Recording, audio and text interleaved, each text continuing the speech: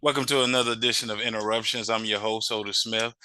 Today, I have another treat for you guys. I have, as you guys can see, this beautiful, awesome actress sitting here. You might have seen her in Greenleaf. You might have also just seen her in the latest project, Tyler Perry's A Jazzman's Blues. No other than the beautiful, talented Lana Young. How you doing? Well, with an introduction like that, I'm doing pretty good. Thank you, Otis. Good to Let's have you end the on. interview right there. Oh man, listen, I had to listen. Usually this thing is gray, and I'm like, oh no, she coming on. Hold on, wait a minute. We have to dye this. I had to take care of that. I got to yeah, I had to You got look the little right. comb thing, Yeah, got the yeah, I comb. had to comb, yeah, I had to comb that, had have it all nice and smooth and Hey, listen, I don't mind a little bit of gray. It's very distinguished, so I'm too young to be looking distinguished. My wife used to yeah. say that all the time. I'm too young to look distinguished right now.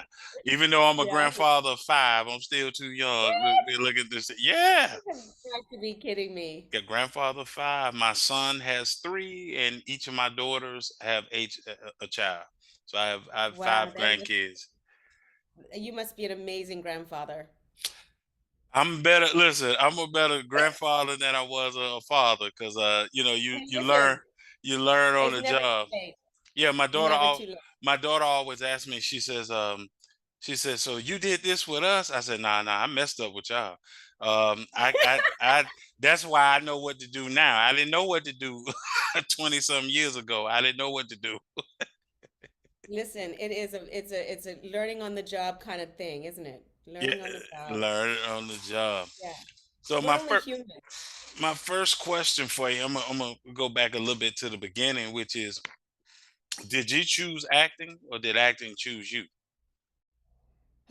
Well, that's actually a very interesting question because my story isn't sort of like the normal storyline for an actor because I was actually born on the beautiful island of Bermuda, which is a very small, tiny island, 21 square miles in the middle of the Atlantic Ocean, and really all you have there are dreams, right? Because you can't really be an actor on an island and make a living at Okay. it.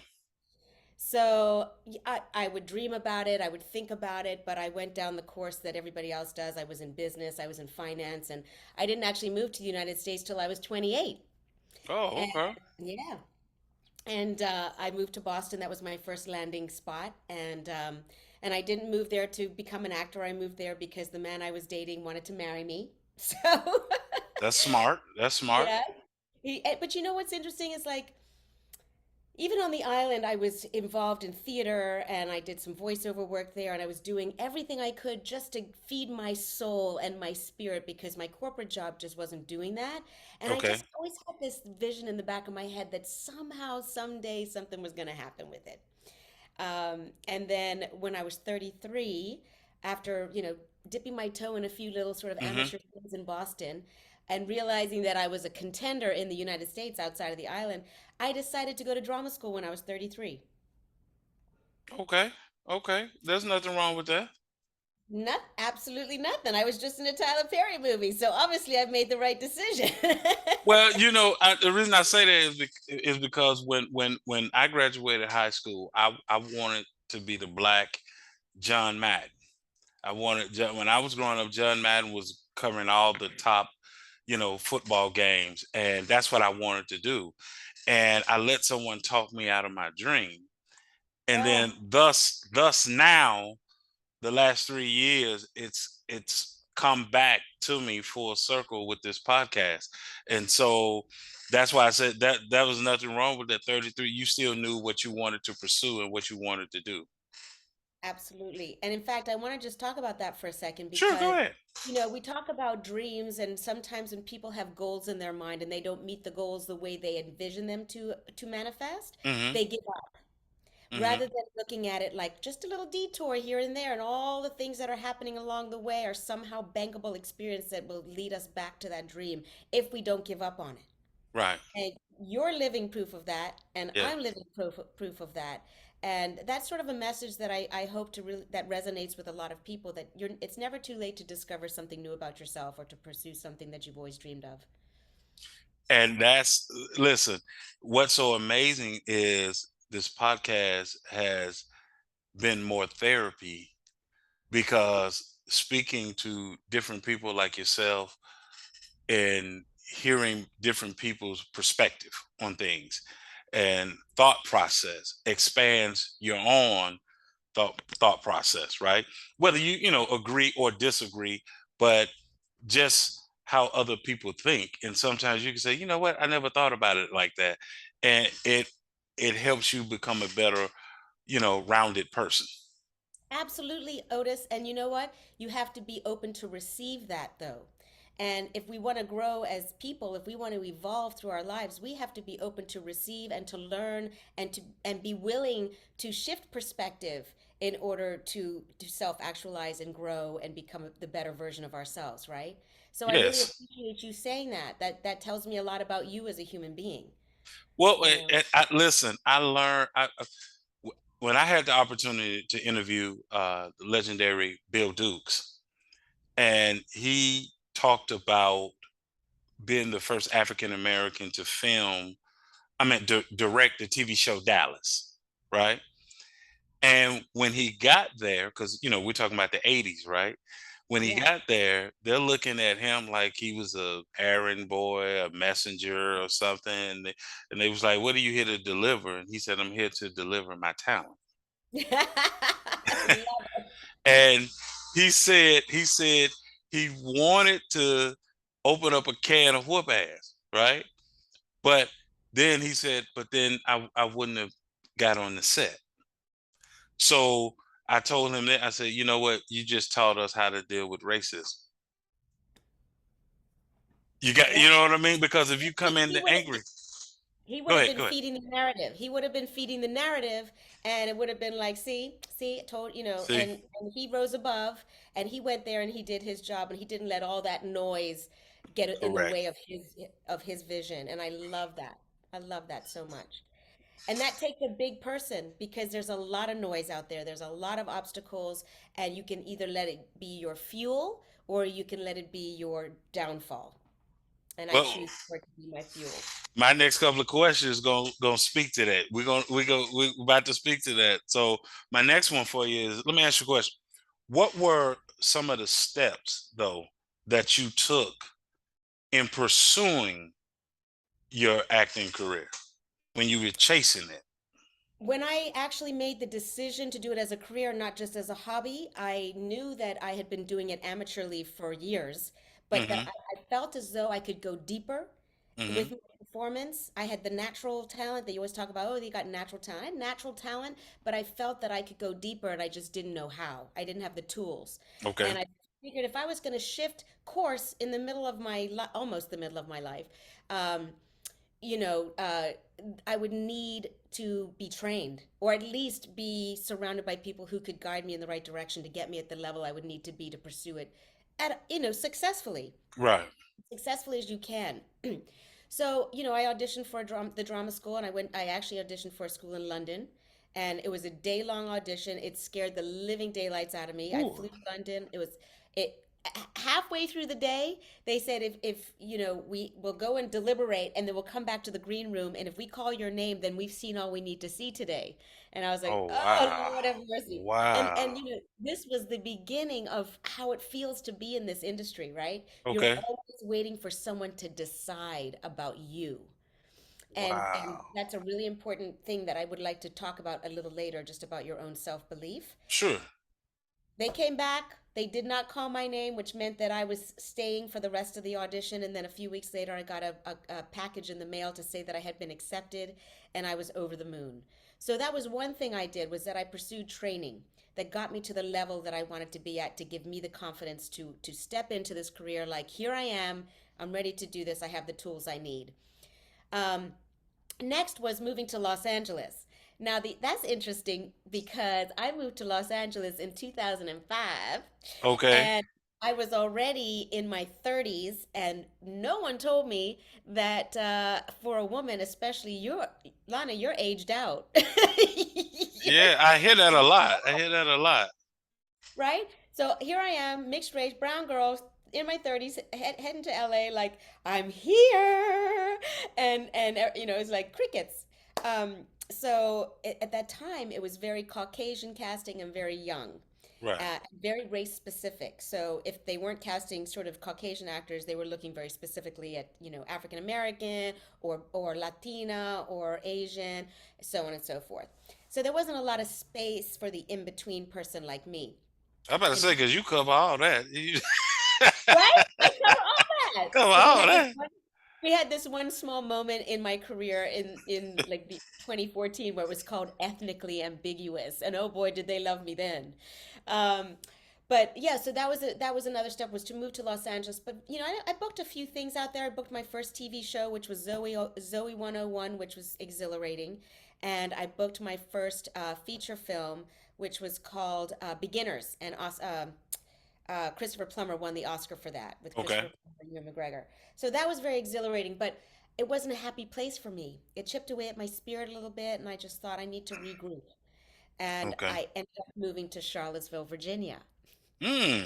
I know, so random.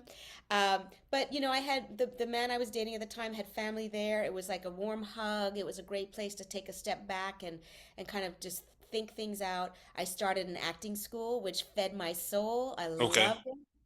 So I was practicing my craft and sharing it Hmm. with other people. I was doing local film, local theater, etc.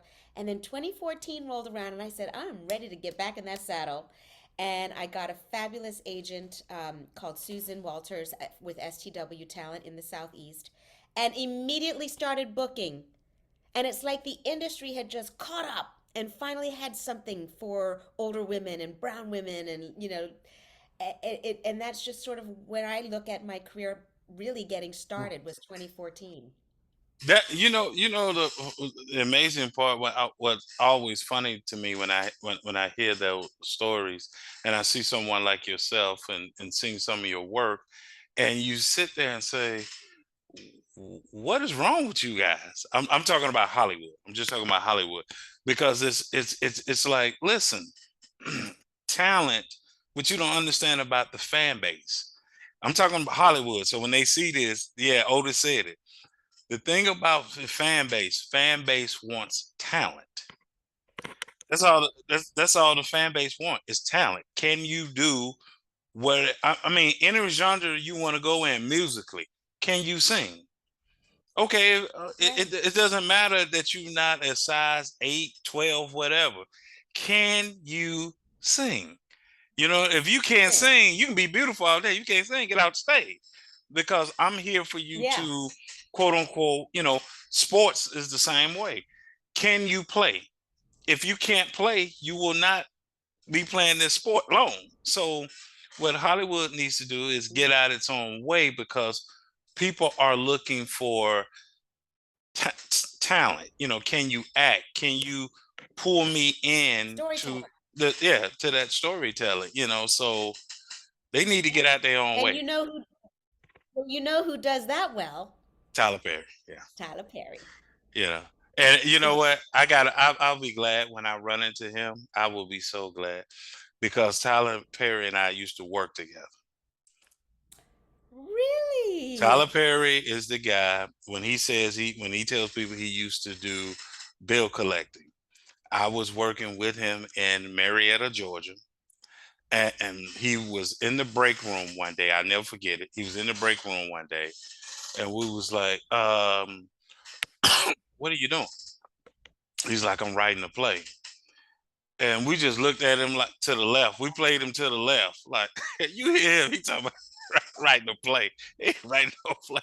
Because at that time the person was Shelley Garrett, who was the big playwriters, for African Americans. And Yes. Yeah. thus I look up now, look at Tyler Perry. And I just would like to run into him just to recall that. I even know the car he drove at that time. And Wow. I knew the lady who helped him out when he was down and out, homeless and all that. That was our manager, and so we have a mutual the a friend of mine, Miss Kathy, put this same lady who I'm telling you about on the phone, And she said, I remember you. You my little preacher boy. I said, yes, ma'am. And so, yeah. Isn't So, that something? yes. That is amazing. Yeah. Yeah. So That it's, that might have been that might have been the car that you were talking about. That might have been the car that he actually lived in in order to get his play in the theater because he made those sacrifices. You talk about taking steps to fulfill your dream. I mean, that man is the most resilient he is. go-getter that I think I've ever met. He's never taken no. Never taken a no. No, a no has never stopped him. Well, he understood, unlike what you were talking about earlier, other people not understanding. Delayed is not denied. Yes. Delayed That's sometimes means you're not ready. Sometimes God will say, you know what, let me get what's wrong with you on the inside fixed. So therefore, mm-hmm. when you get blessed with this other stuff, you'll know how to handle it. That is So, so, that is it. That is the word right there. And I think that he's the living sort of example of that because, yes. he came from a very abusive background. He's had a lot of trauma in his life, and I think that that really plays on someone's self-esteem and their sense of self-worth. And when he dusted this script off 27 years later, he had done that work. He had proven to himself that he was worthy, above and beyond what other people told him he was, and he was finally ready to see this thing through. And I feel so blessed that he chose me to breathe life into acting. I'm glad he chose you too. Matter of fact, for you, because you were talking about going coming from Bermuda, you went out to Hollywood, you went to Virginia, Charlottesville, Virginia. Charlottesville. Yes. Um, what has the auditioning process been like for you? And the reason I'm asking that question to give you some context is, sometimes people will try to go in as the character as they understand it based on the parameters, information. And then sometimes they come as themselves and then say, okay, now let me give them, what they're looking for in this audition. So for you, what was the auditions like for you? Uh, well, that's a really great question, actually, Otis, and it's evolved because we used to go into the room a lot, and since Yeah, COVID, a lot of our auditions are self-taped, right. so we're literally going into character as we start. But I can take us back to those days, and unless you were specifically talking about this No, no, particular audition, just just in mm, general. yeah, for you, whatever, wherever you want to take it. Yeah, so I feel like I'm a great study of human behavior. I've been an observer of people my whole life. I love people. I love talking to strangers. I've been doing it since the moment I could talk. I would go up to people in restaurants and talk. My Like mother would be pulling me away. psychology Um, will do that to you. I listen, and when I get sides is the piece of the script that Hmm. the casting director wants you to prepare, right, for the Right. audition. When I read it through first, second time, I feel like I know that person. I Okay. immediately get a sense of who they are. And I start to mine parts of me that I can Okay. offer in service of that character. Okay. And I also, pull up sort of my Rolodex of observances of people throughout my life that might serve this character, Okay. characters of them that might serve this character. And the best advice I ever got at drama school was figure out what you have in common with the character first, and then you can leave that alone because that will naturally occur. And then the Mm, things that you don't have in common with the character, that's where your work begins. And I love that because it took out such a big chunk of the equation, right? You know? So I get that information, I get the sides, I get an immediate sense of who this person is, and then I start to do my character prep. And that's all about what's my relationship with the person I'm in the scene with? all What do right. I want from this person? What's in my way of getting what I want? What Okay. action do I take to overcome the obstacle to achieve Right. my goal? Okay. All of these things matter. Otherwise, you're just memorizing lines off a page without a context, and now you don't have an emotional connection, and people will be bored when they're watching you, Mm, right? okay.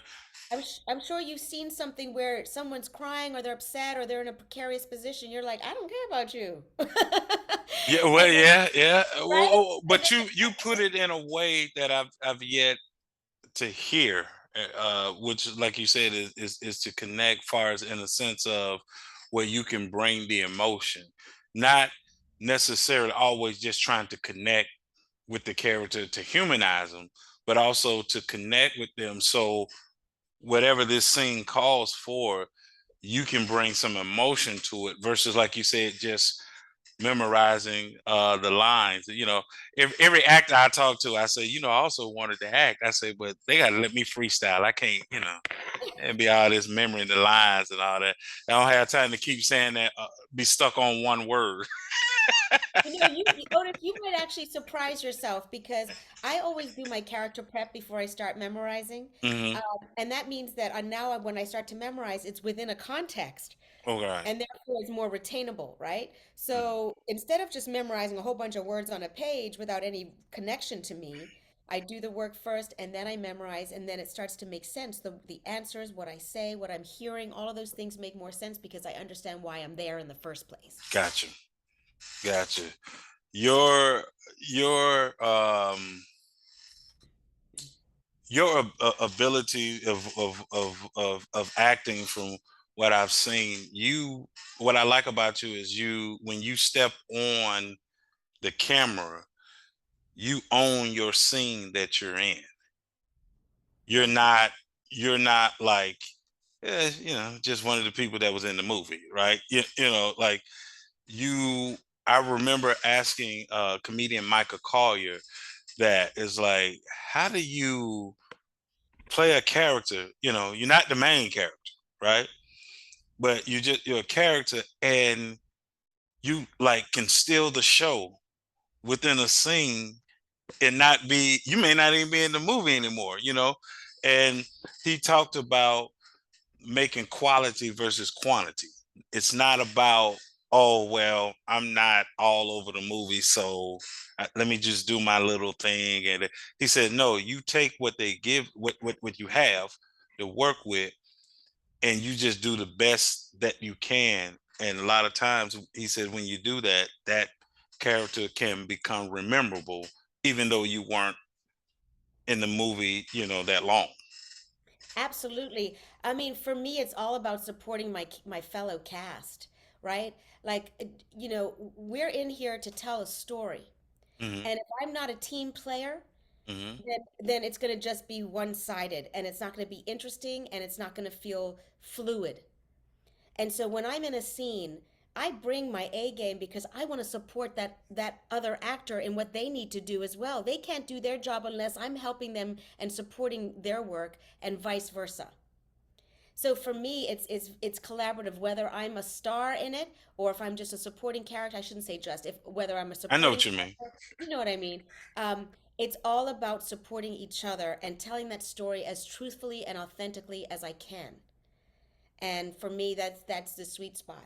So That's the then, sweet spot. and this is how I know you had the theater background, because Renee Lawler said to me, she said, and Scott Bryce said to me, that the thing about a theater actor is that they have a base that other actors don't have, that might not have been theater trained. Like, there's this, he said, matter of fact, Scott said to me, he said, you will know a theater actor when they show up on the set based on how they prep. Yeah. He said, and I was like, wow, really? But here's the amazing part. I've had the pleasure now with you to interview a lot of actors who've had, theater background. And looking at all you guys work, I do see the difference now. Like, you guys can go in and out in one scene, from comedy to drama to, like, you can just switch Yeah. in the Yeah. same scene. It's like, Yeah. how do you do that? And it's that theater background. Yeah, and Otis, that's a great observation, and I will say this that film and TV actors can do the same training. They just need to make sure that their work is from the inside out and not from the outside, which is what theater work is, right? Hmm. On theater, when you're on that stage, you have to fill that whole room. Yes, Right? On yes. camera, Hmm. the lens does all the work. The camera does all the work. You just have to have a rich inner world and active thoughts and really be listening, and the camera does the rest of the work. And So that's yeah. the prep can be the same. You can have that same depth, that same Hmm. depth of preparation as a TV and film actor. It's just that a lot of people now who are going straight into TV and film haven't had a theater background, and unfortunately, some teachers are trying to teach them shortcuts Hmm. to to get something accomplished on camera. And I'm an artist. Like to me, life and emotion has no shortcut. It has to be something that is experienced. If I want the audience to experience, I need to truly be experiencing that. It's funny you say that because that's what he was saying with theater. Like when you do theater, he said like I have to I have to act with my teammate, right, in theater, but then I have to act with the crowd because the crowd is giving me the response in real time. So I have to take the crowd on a journey while I'm being with my coworkers Yes. in Yep. theater. So when you said like fill up the room, that's why I knew what you meant, because you got to grab that person all the way in the back, who got the cheap seats. You got to grab that person. you, gotta grab, you And have we to thank those people. yeah, you thank those people, right?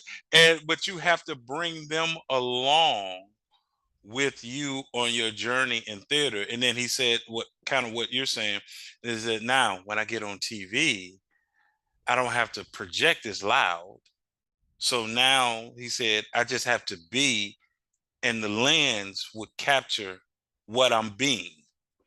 What I'm And being. And that's the best word. I wish I could change the word acting to being, because that's really what it should be, existing and being. And the beautiful thing about theater is that dual perspective, right? Being aware, being in the moment and being present with your castmates, but also being aware of the audience and the energy that's going on there. It's a skill. It's a real skill because you never want to lose sight of this connection on stage, and you don't want to break the fourth wall unless that's a device that they're using in that particular show. But you always have to have that dual perspective. The audience laughs, you hold off your line. Like you got to be able to be aware of the audience to be able to do that, right, and stay in right, character like you're meant to be holding on until right. you get to say your next line, right? It's a skill that is really such a gift to have. And I think that's why Tyler really pursued theater actors for this particular film. I think he felt like they would be in his beautiful, labor of love would be in the loving hands of theater actors who would just, really take care of it and honor it. And you guys did that. How did you book one of my other favorite shows, which was Greenleaf? Oh, Greenleaf. Ah, that show just, I have so many great memories of that show. That was a self-tape. That was just a self-tape. And Okay. in fact, Jacinta Butler was my name, Dr. Jacinta Butler. And I Hmm. was only supposed to be on one episode. So I just did an audition. I did a self tape, and I got the job. And they flew me out to Atlanta and got on set. But the choice that I made for my audition was interesting because Lady May doesn't have many friends, right? Like people don't Right. really like Nah, her. nah. They don't trust her. And I realized she didn't have any friends, and I thought I'm gonna love her. I'm gonna have Jacinta Butler love and understand Lady May, be aware of her strategies and her Hmm. way, but Hmm. accept them and love her, right? And so that I think got me the job. And then when I arrived on set, or actually when I arrived for hair and makeup and wardrobe, I was really kind of brought to tears because it was the first time I was around so many black and brown crew members. I Yeah. walked in and the Yeah. wardrobe people were black and brown, and in the hair and makeup trailer, like literally like in the hair and makeup trailer, I shed tears, and I just felt like I was home, and I had never felt that in all of my jobs before that. I mean, I feel at home everywhere, but not that I way. know. I Not, know what you mean. I you know know what what you I'm mean. saying? Yeah. So that was just a beautiful experience in itself. And then getting on set with Lynn Whitfield, I mean, come on, Awesome. Awesome. right? And so we played the scene. It was the first scene where she brings the box lock uh, gun to me, and really Hmm. what she's trying to do is kind of use it as leverage to find out why her granddaughters weren't included in the ball. Um, and I'm a little, she could tell I was a little suspicious of it, but I accepted the gift and I gave her what she wanted. And when we were done, she said to me, I think your character could be friends with Lady May." And I was like, that's exactly what I was hoping you would feel. And she said, I'm going to do what I can to get you back. And I came back for two more episodes. And I probably would have been back for more, except I booked another job with a bigger role. So, But that's you knowing, like what you mentioned earlier, connecting with the character to now to bring emotion to the character, so now you could play it differently and not just kind of give it this straight lens and just read the lines. you absolutely. you gave it something else, and it's like, oh wait. And she knew that. She was like, okay, hold on, wait a minute. Felt it. You know, she She may felt need it. to come, because that show, I'm gonna tell you, that show, when it first aired, the first season, I was getting a little upset because I said, oh, they just gonna make the church look bad. Oh Lord Jesus, no. and, Right. and That now was look, worrying a lot of people. hold up. But here's the funny part, Lana. As I'm saying this, I'm still watching it every week. It's not like I'm saying it and not watching. I'm saying, Yelling at the TV, yeah, yelling at the TV, it but still captured turning me. it on. It captured me, and I stayed with it, and so I could see where they were taking the show. And it was just one of my favorite shows that I enjoyed, watching. And so I appreciate your contribution to that show. Oh, thank you. I mean, the show, I think why it was riveting to so many people was because it was a study in the complexity of humans and our flaws and what happens when power gets involved and all, all of it. And it happens it's happening in the world right now. It It's happens in the, yeah. age-old issue. And the show did such a good job at sort of examining that and then having these characters navigate all of these life obstacles and struggles and you know and Keith David and Oh, just Keith David. Oh my oh God. my Lord, like Oh my I have a little video of him doing a little soft shoe dance in the green room when we were God. waiting for one day, and I just thought I have died and gone to heaven. I was mad. I was like, y'all gonna kill the bishop? I Bishop then know, got look. Bishop then got I himself know. together. Bishop then admitted his flaws. Where he was wrong. And then you're gonna have Bishop that have a heart attack. Oh, like to kill Yep, Bishop. I yep. was like, you Keep can't. you on your toes. They But keep you on your toes. well, but here's the beautiful part about that, as you already know, with that show, as far as the honesty of it, where he's showing a younger, because when we see Bishop, he's older, right? So, but Yeah. understanding younger ambition, right? Even in the church, having ambition and still being human, a lot of times you make a lot of mistakes, right? Hmm. And you've you've kind of asked forgiveness from God, but you kind of moved on and then try to make amends to the people Hmm. that you hurt, which what was going on in the show. So it was good to see those, like you said, those different dynamics, to humanize people, because like you say, in real life, a lot of times we don't humanize each other. It's, no, you did this to me, you did me wrong, this, that, and the other, Yep. and you forget that they're flawed just as you're flawed. And Absolutely. Absolutely, everyone is scrabbling for their piece of autonomy and power and self worth. And you keep coming back to self worth, but I feel like it's apropos, especially right now when everyone's just fighting for just some space, some peace, some attention. It's like, see me, see me. We have so many issues that need to get fixed, and we just seem to be on a hamster wheel. But exactly what you said about humanizing the character. That takes me back to Ethel. When when I first talked to Tyler about, he had a call with everybody. He talked to everybody before we started shooting to kind of discuss our character prep and what our ideas were and what his ideas were. Oh, there's a fiction of me and Soleil. Oh my gosh, that's brilliant.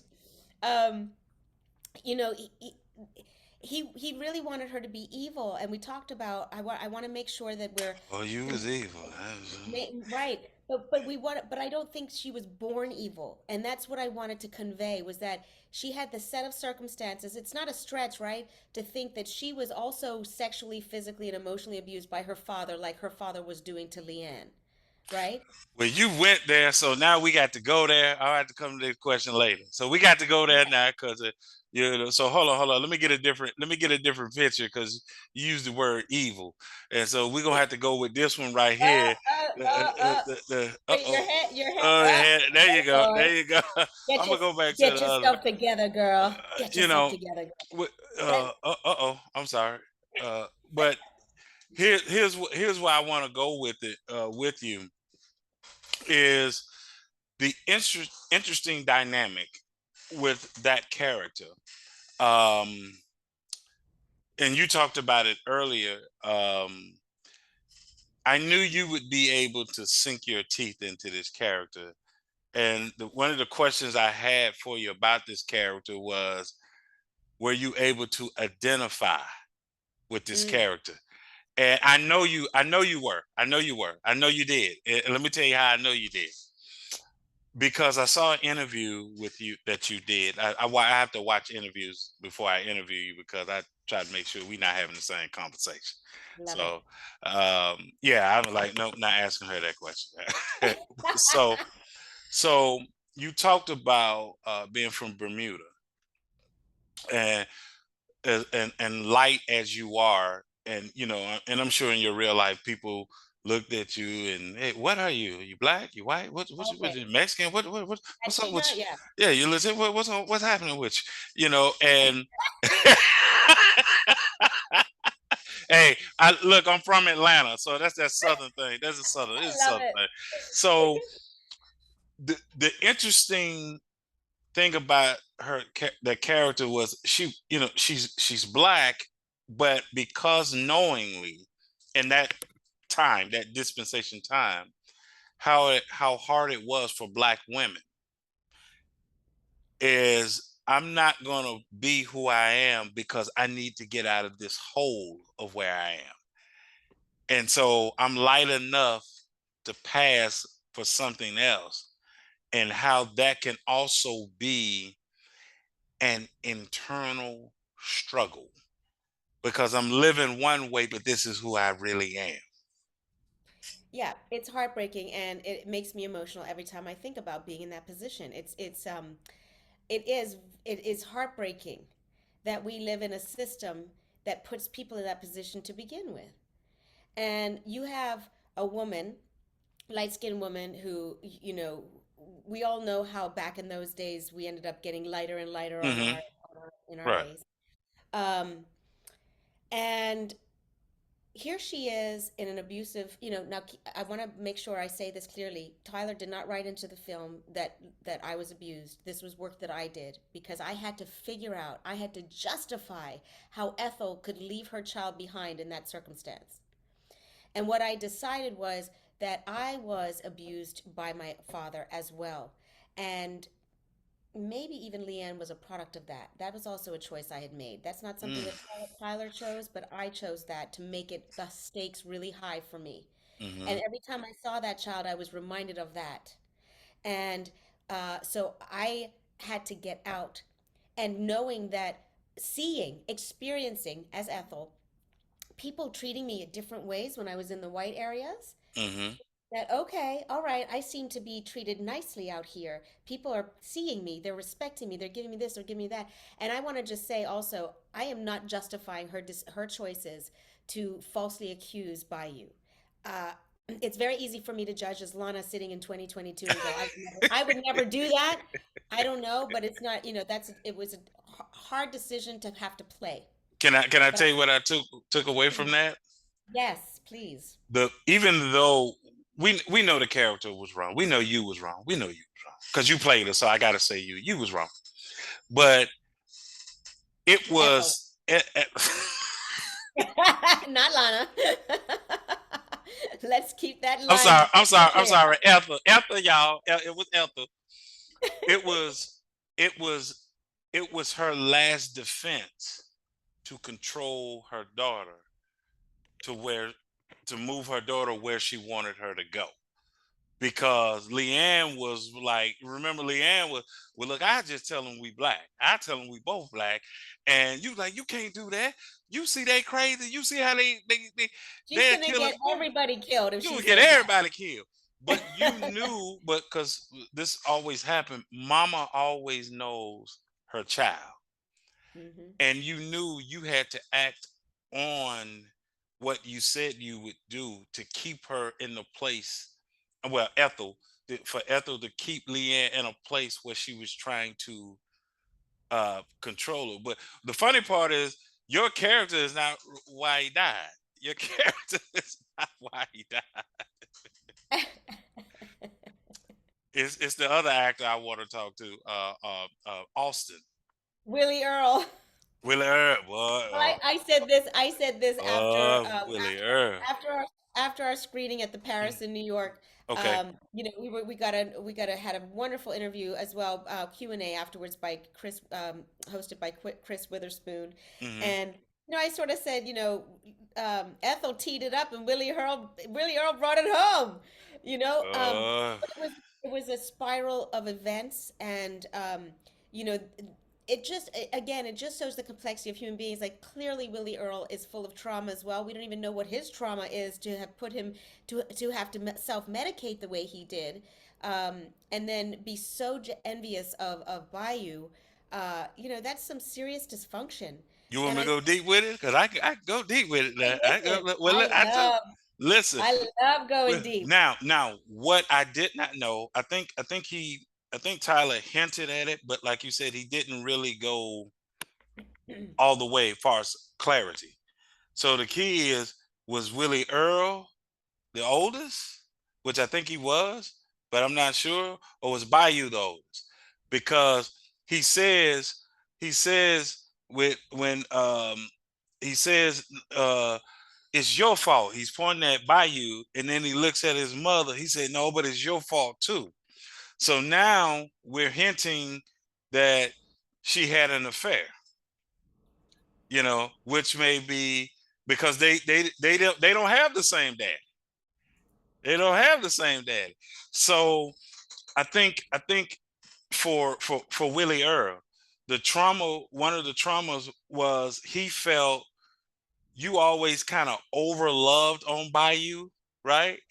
And then of course, Willie Earl loved his dad. He, trying to make his dad proud, everything, right? And it was the opposite for Bayou, because Bayou was looking love for his father, but he wasn't getting it, but he got it from his mother, and they was just they was both going through somewhat the same trauma, but just on the opposite end of the spectrum.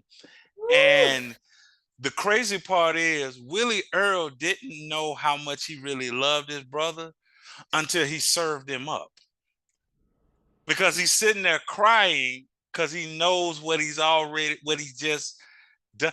The yeah, Makes me cry. It makes me cry to think about it so much. And you know, Tyler said he didn't realize how much of his own family life he was channeling into this movie until it was done. oh And wow. that is heartbreaking too, to know that he had to deal with a lot of this stuff.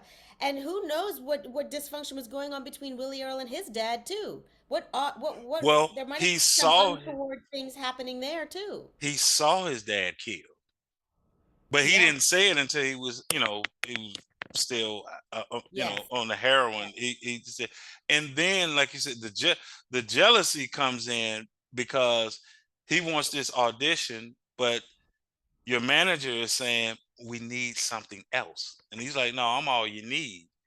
And, and so then it's Bayou's time. And now without Willie Earl not understanding that, guess what? Had you stayed sober, you and your brother would have ran Chicago, because Willie Hmm. Earl could sing just as well as play. And it could have been a really dynamic duo, but the jealousy, like you said, just it ate and ate and ate and ate Hey, it. listen, ego and envy, forget about it. Yeah, that's not a good. Yeah, A that's not a killer. good. That is a killer.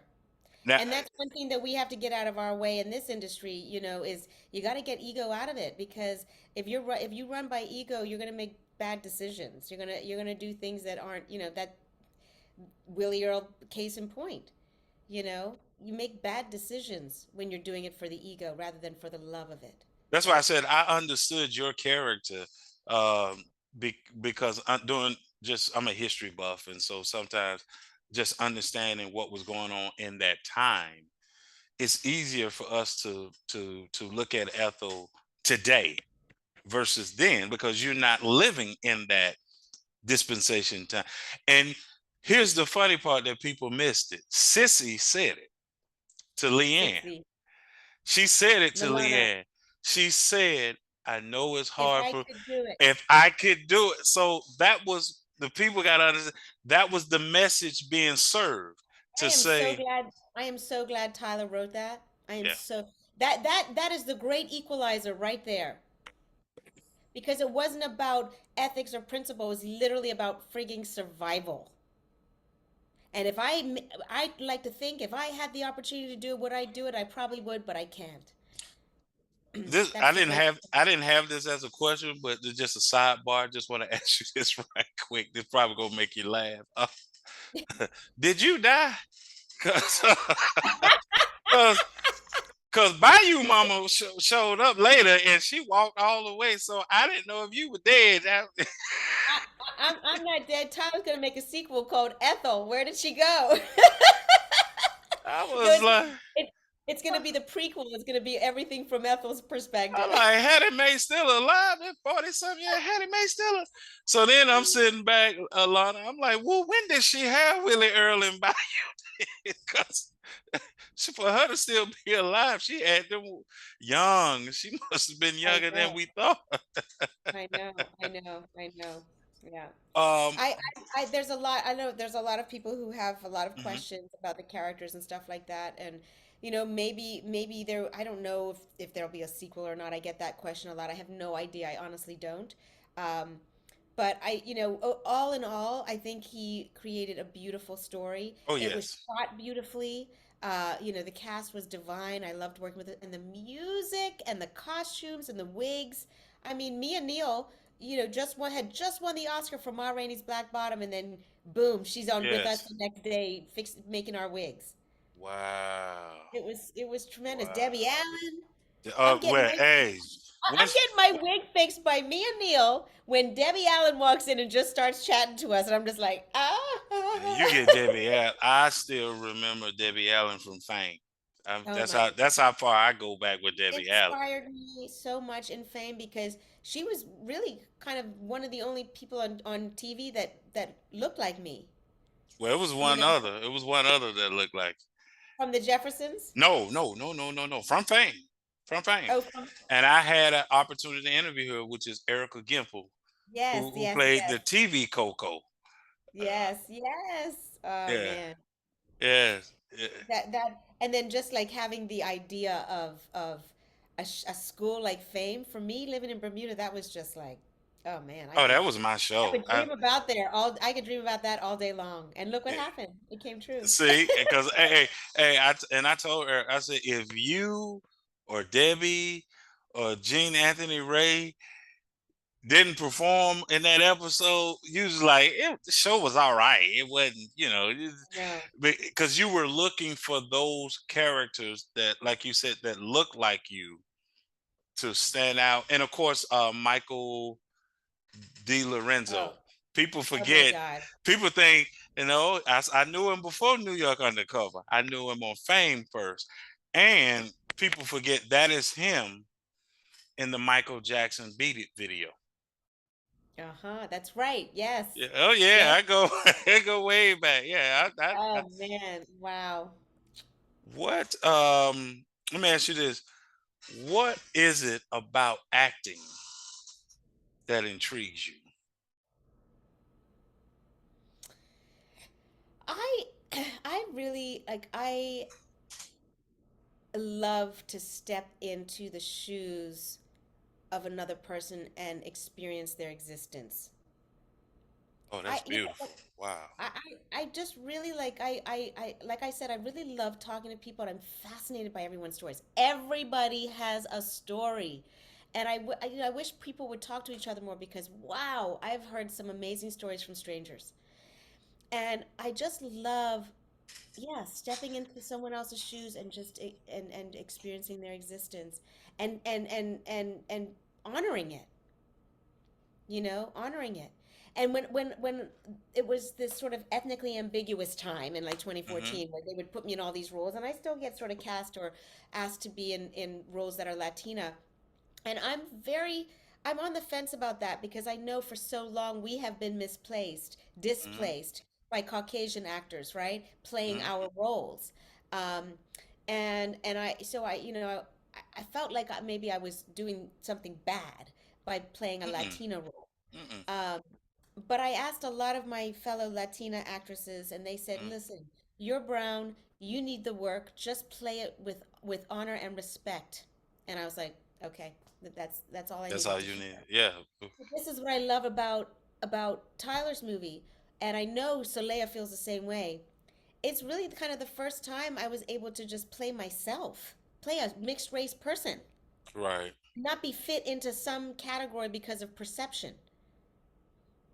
I Hmm. didn't have to pretend to be Latina. I didn't have to pretend. I could just, that was the, remember I said about the drama school thing, like you Yes. leave the thing alone that's you.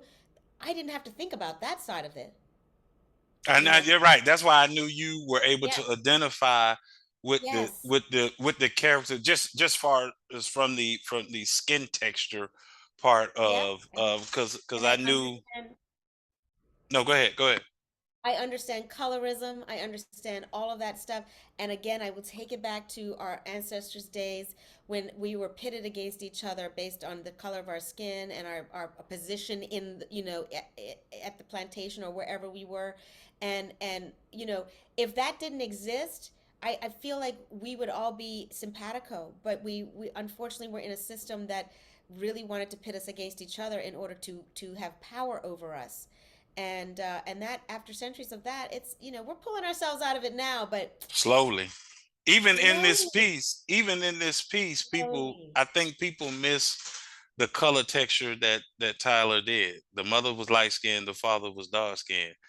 Willie Earl was light skinned, Bayou was dark skinned. So even within that structure, there was colorism still there.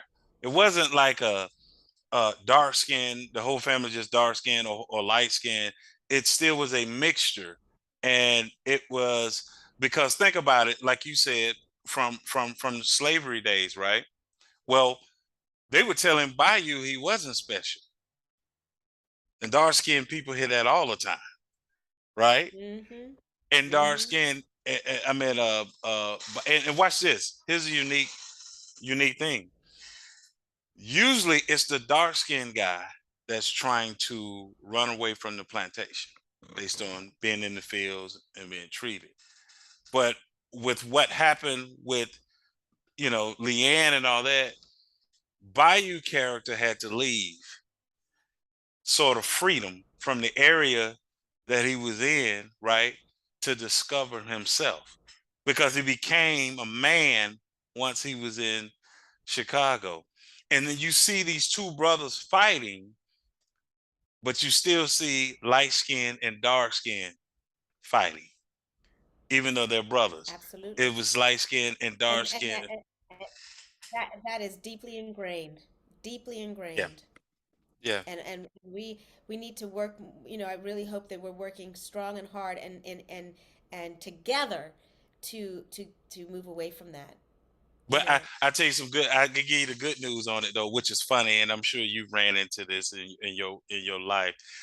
The thing about it is, a dark skinned man is looking for a light skinned woman, and a light skinned woman usually looking for a dark skin. So it evens itself out. Hey, listen, love is love, baby. Love is love. I'm all about.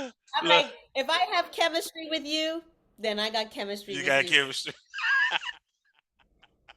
It's all about the energy, baby. It's all about how how did you push through different adversities in your life professionally and personally? How did you Hmm. get through those adversities?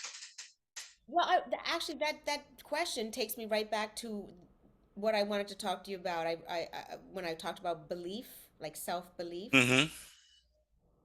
I've always had sort of a childlike curiosity about everything. And luckily, I've been able to hang on to that because good Lord, we know that life tries to beat that out of you, right? Yeah. And I've always sort of just kind of seen something and seen it being done and say, I want to do it and believed that I can do it. And I haven't had enough people tell me I couldn't, right? I've Mm-hmm. had people tell me I couldn't. I had my headmistress at my school in Bermuda tell me I would never amount to anything. Oh, I've had people tell me that throughout my life, but I haven't had a barrage of it to knock my childlike curiosity out of me. That okay. always was the stronger presence was the belief. Okay.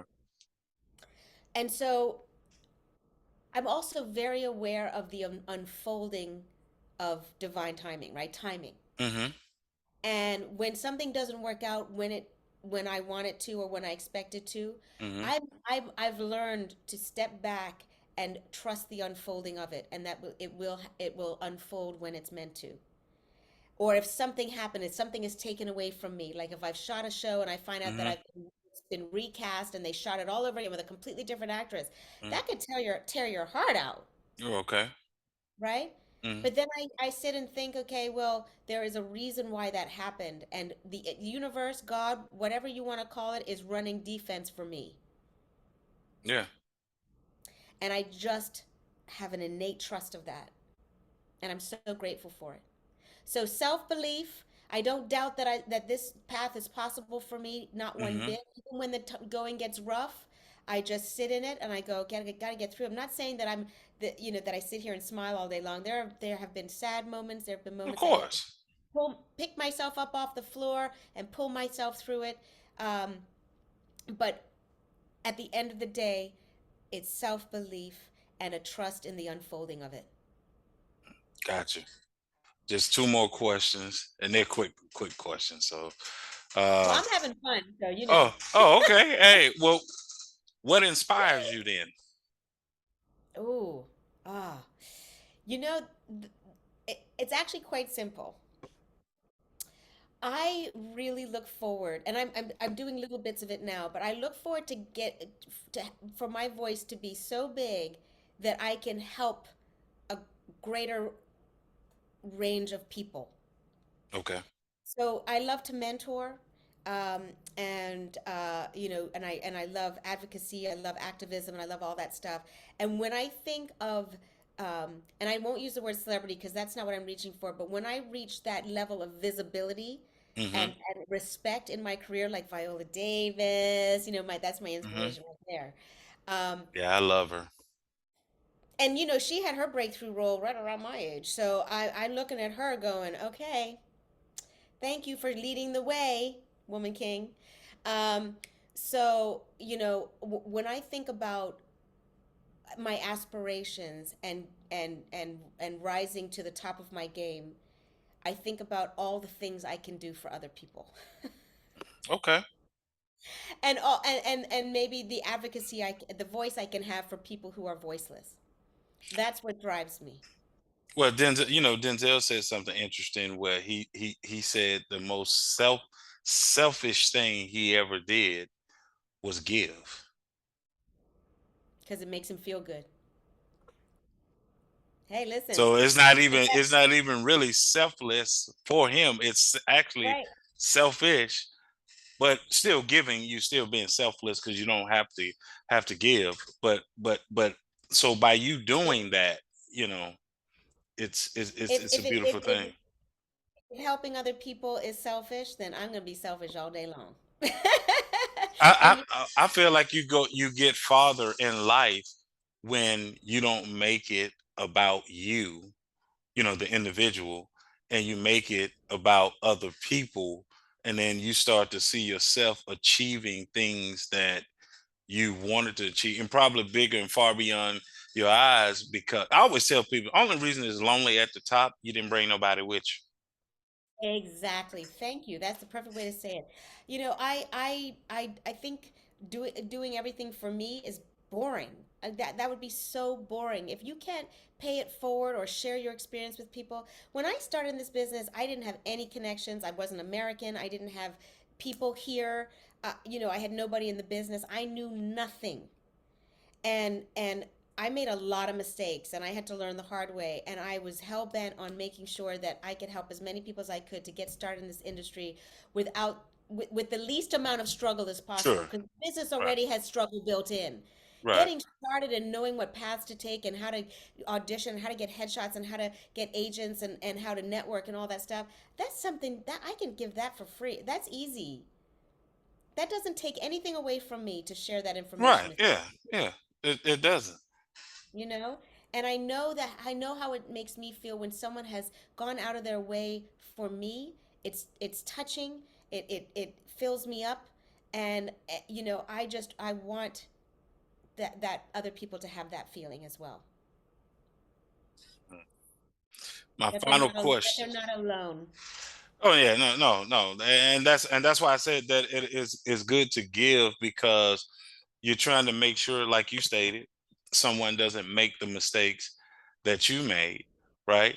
And if they do make them, then that's probably because they just weren't listening to you. But it was not a lack Exactly. of you trying to help prevent someone from making, certain mistakes. Well, we all have to help each other. We're in this together. And, look, I call it new level, new devil, right? Every time my career takes a little jump, it's like I'm starting from the beginning because now it's a new set of things to learn and to navigate and all of that stuff. And so this film is my biggest film role yet. And, we got to be at TIFF, the Toronto International Film Festival. I got to be part of the press junket. I didn't know what that looked like. I was calling up Amira Van going, Mira, what do I wear? What do I do? Mhm. What should I expect? And she helped me and she gave me answers because she's been there, done that, and that's what I'm talking about. Like it doesn't cost us anything to help. I'm not going to take any roles away from her that were meant for her, and vice versa, because Right. everything that's meant for us will be for us, and that should not stop us from helping each other.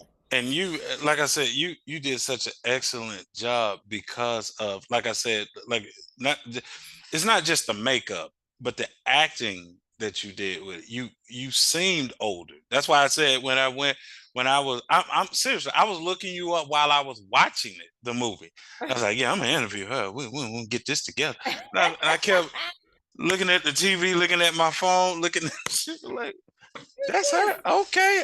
Well, if that's her, they say that's her. Then all right. And so Well, thank you. that's, That's high praise.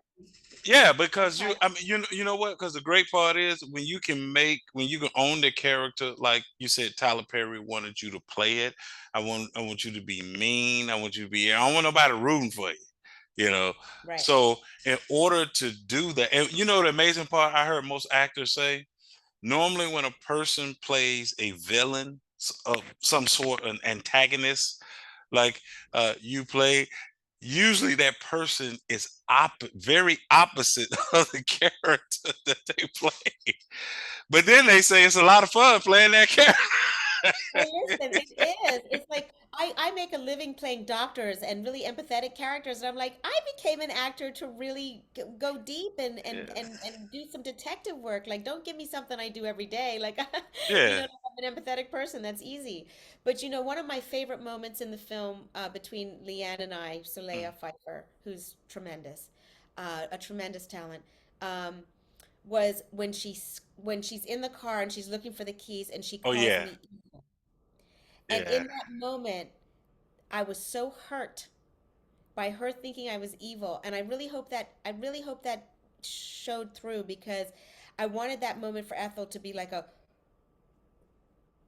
you think I'm evil? Like rather than ha ha ha, yes, you're right, I'm evil. And that's the dimensionality that I wanted to bring to Ethel, that she in a million years would never have considered herself evil. She And was so that's the part you were talking about with the lens, because your face showed it that you were yeah, hurt by that. you have to say But anything. yeah, your face showed that you was hurt by it. You didn't have to say anything, you know. Right. And that's when I discovered. Well, I didn't know I had already saw Viola Davis before. I didn't know, but when I really discovered Viola Davis was actually the Antoine Fisher story, Mm. Yep. because for her to convey how she was feeling on her face with no lines, Yep. that's a beautiful job that you all do when you can convey the lens has to pick up like, okay, I know you hurt. I know that hurt you, but you have to convey it on your face because you have no lines to like you're not And supposed to have a comeback. the only way you can do that, and like I said before, is to feel it. And if you're feeling it, then the audience feels it. If you're just putting a face on, like, what? But you're not feeling it, the audience isn't going to care about you. Right. So in That's that moment, I was fully involved. I was fully involved and immersed in Ethel's world. And when she said that word to me, it cut like a knife. my final question for you is how have you kept your sanity in this business? I am a meditator, and I believe in being quiet, because, like I said before, there's so much noise in the world. And I feel like we have all of that divine power inside us already. We're born with it. And so I really make sure to keep in touch with that part of me as much as possible to keep my feet on the ground, to keep my soul filled, and and to keep my head sane. Um, I mentor, which helps me a lot, and I just love being out in nature and exercising. Those are probably the main things for me.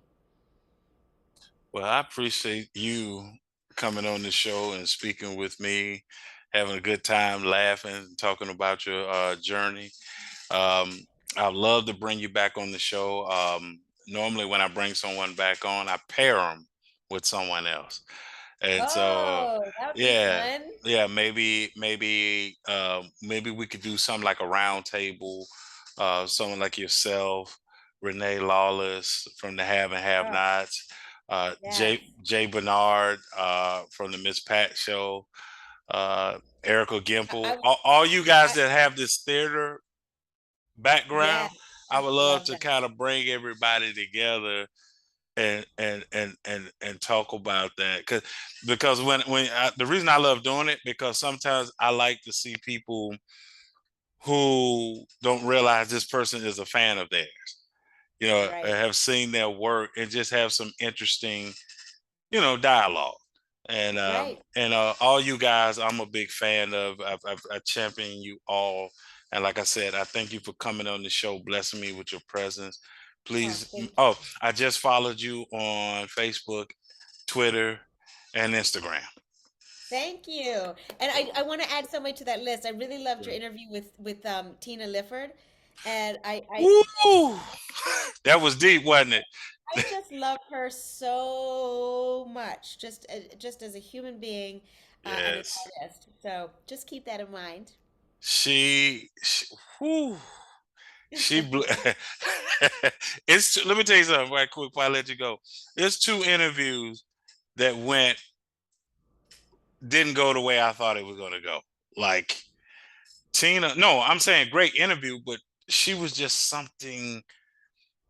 It's just one of those things you just have to experience Tina Lifford, just how awesome you know that that she is. It's just that was just so amazing. And then when I interviewed singer Paul Anthony from the group Full Force, plays Stapp, the bully on House Party, and when he talked about overcoming three different types of cancer, Oh my and goodness.